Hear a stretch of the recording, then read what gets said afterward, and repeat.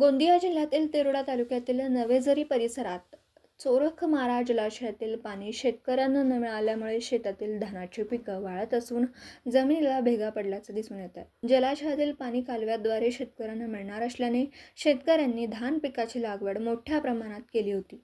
जवळपास 500 हेक्टर क्षेत्रावर पिकांची लागवड करण्यात आली। चोरखमारा जलाशयातील पाणी शेतकऱ्यांना दिलं जाणार असल्याचं आश्वासन दिलं गेलं होतं। या जलाशयातील पाणी कालव्याद्वारे या अगोदर शेतकऱ्यांना देण्यात आलं असल्याने शेतकऱ्यांनी धान पिकाची लागवड केली। परंतु आता धान पिकांनी पाणी न मिळाल्यामुळे शेतातील धान्य पिकं वाळत असून जमिनीला भेगा पडल्यात।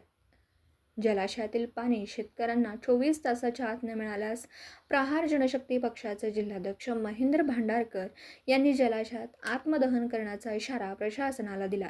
यावर आता प्रशासक कोणतं पाऊल उचलणार हे पाहण्यासारखं असेल। गोंदियाहून प्रतिनिधी अमरदीप बडवी। दिवसभरातील घडामोडींचा आढावा घेण्यासाठी पाहत रहा N24 मराठी न्यूज चॅनल।